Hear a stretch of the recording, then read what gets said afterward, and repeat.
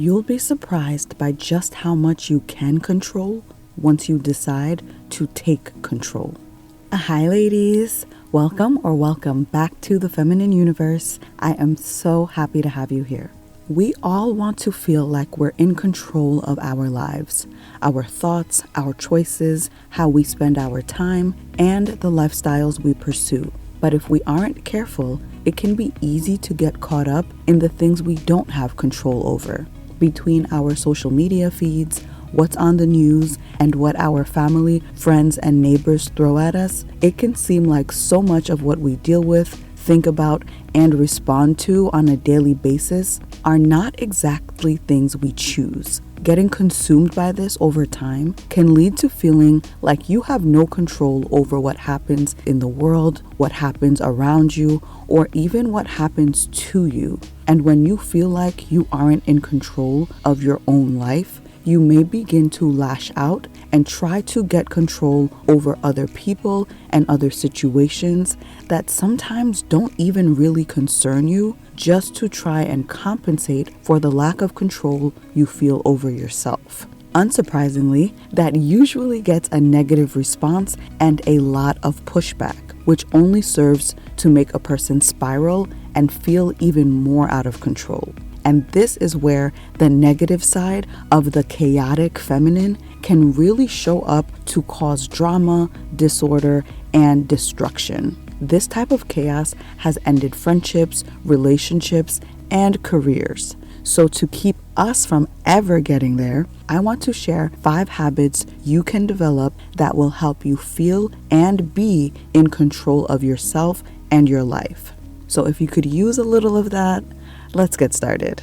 The first habit you want to develop is to embrace cycles. As women, we know a thing or two about cycles. Sometimes it can seem like our lives are dominated by one cycle in particular. But what we may not notice is that nature may be giving us a little bit of a hint or a blueprint that we can apply to other parts of our lives to get incredible results. Our journey to success, happiness, and fulfillment does not have to be this linear, go, nonstop hustle in order to be effective. Just like our monthly cycle comes with highs and lows, with bursts of clarity and energy, as well as bouts of sluggishness and fatigue, our bodies, minds, and energy flow in natural rhythms as well. So embracing cycles when it comes to things like how you work, how you socialize, how you organize can be an incredibly powerful tool you can use to feel more aligned with yourself and more powerful. That may look something like working out more intensely for 2 to 3 weeks, then doing lighter, slower paced workouts for 1 week, then picking up the intensity again. Or being more social and connected during certain seasons while being more introspective and ambitious in other seasons, and repeating that cycle yearly. To be clear, this is not about being inconsistent or only doing things when we feel like it. It's about creating regular, structured cycles that allow us to push ourselves and excel, but that also have time for rest and reflection built into the program. So we don't have to wait until we're burnt out or miserable or snapping at loved ones to realize that we need to recuperate. Working in cycles allows us to focus on quality over quantity, which can make us even more effective and gives us the freedom to honor our needs without guilt. By embracing the ebbs and flows of life and planning for them in advance, we can create systems that are sustainable and authentic to our feminine nature. Learning to do this can transform how we live completely. Instead of pushing against the current, we can learn to work with it, and that may be the first secret to reaching our highest potential. So take a look and see if there is anywhere in your life where you could benefit from learning, creating, and embracing your own cycles. The second habit you want to develop is intentional self-direction. It seems like there's always some headline everyone's talking about, or something everyone's wearing or reading or buying Many times, without even realizing it, we find ourselves discussing, wearing, or buying a lot of the same things. And before we know it, we look around and it can feel like almost everything in and around our life has been recommended to us or sometimes even pushed onto us without our say. So infusing a little more intentional self-direction into your life by making conscious decisions on what you want to focus on and what you want to think about is such a great way to put yourself back in the driver's seat. For example, most months I like to give myself some sort of theme. You can try something like that monthly with your own themes. And it doesn't have to be anything groundbreaking. One month it can be choosing to read a little bit more than usual. One month can be about reconnecting and really pouring into your relationships. It can also be a month of cooking at home more or choosing to wear more of a certain color you've been wanting to incorporate, whether it's in season or not. I also love finding products to fall in love with that are not viral, reading books that aren't on any famous list, and revisiting old pieces and products that I once loved before the next best thing came along. Don't get me wrong, there's nothing wrong with keeping an eye on headlines, current events, pop culture, and trends. I know I watch way too much news, and I love trying viral products and sharing in the successes and the disappointments that they bring. The point of this is just to be able to look around at your life and also see things done by you and chosen by you without outside influence. Doing things because you said so, not because someone else said so. Being able to see these physical reflections of your own choices and your own direction is a clear and consistent reminder that no matter what's going on out there, you choose what happens in here. The next habit is to practice warm privacy. We've discussed warm confidence and pleasant detachment on the channel. Today, I want to add warm privacy to our list of terms. You see, sometimes when we're trying to communicate our boundaries, especially when it comes to private matters, it can feel like we're telling the person to butt out of our lives completely or to stop speaking to us altogether. Warm privacy is all about maintaining your privacy, but still exuding warmth and, more importantly, still being able to connect with people. Because while some people are shady, not everyone is out to get us or intentionally violate our boundaries. Some people feel comfortable asking certain things simply because they wouldn't mind sharing that kind of information. But they will respect your boundaries once you share them. And doing so in a warm way can be the difference between a new ally who respects you and someone who now feels snubbed by you. So some ways you can practice warm privacy are: first, being warm and open about the things you don't mind sharing. When you do this, it becomes clear to the person or the group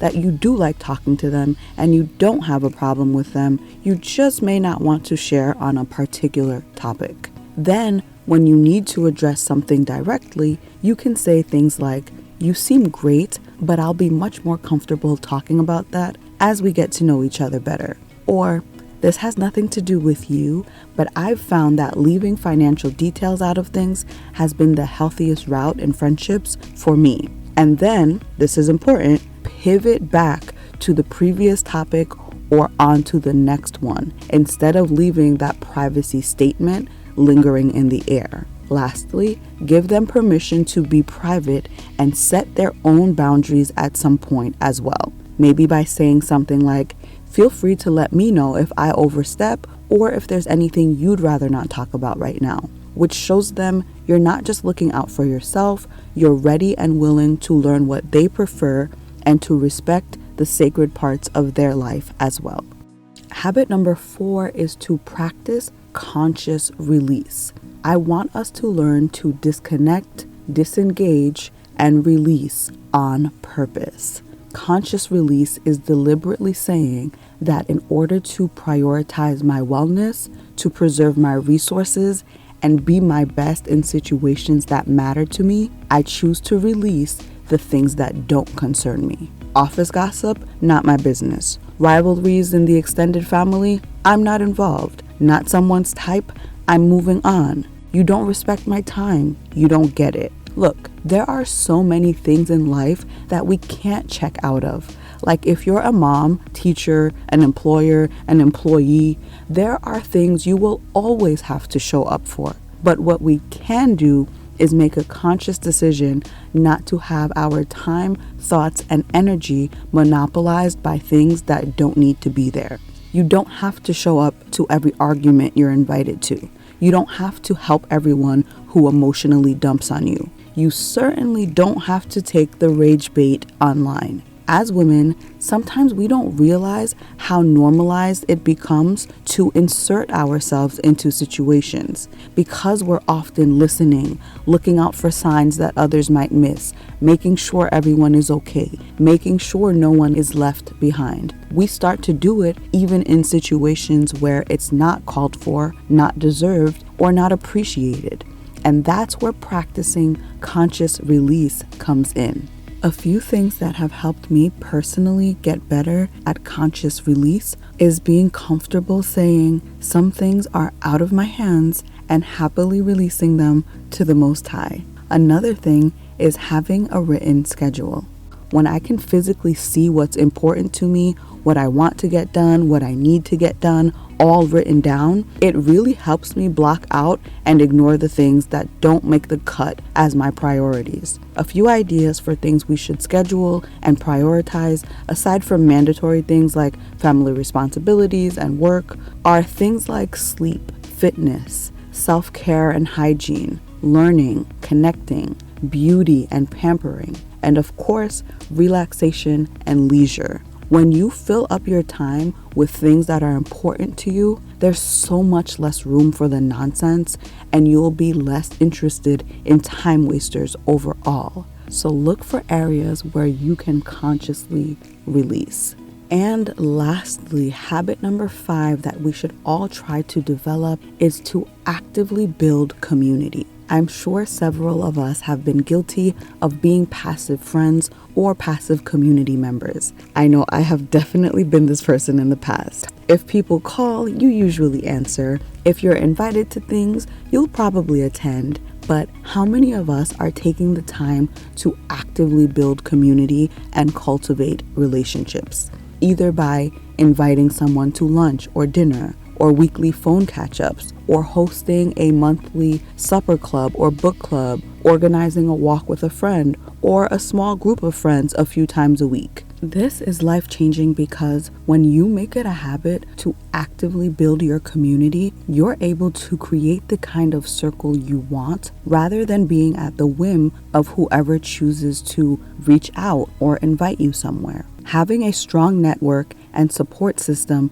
changes your life in so many ways. Firstly, it's just fun. It feels good. It gives you something to look forward to. But aside from that, studies have shown that you'll have higher self-esteem, you're less susceptible to depression, less likely to fall for scams or be targeted by toxic lovers. There's even evidence you may heal better after an injury or heartbreak. So don't be passive. Actively build the community you want around you. If you have some connections that need nurturing, or if you feel like you're starting from scratch and need to start building your circle, I have a few videos you can definitely make use of. There will be many things in life that you can't control, but there are so many things that you can. And where focusing on what you can't control promotes feelings of weakness and helplessness, focusing on what you can do promotes feelings of power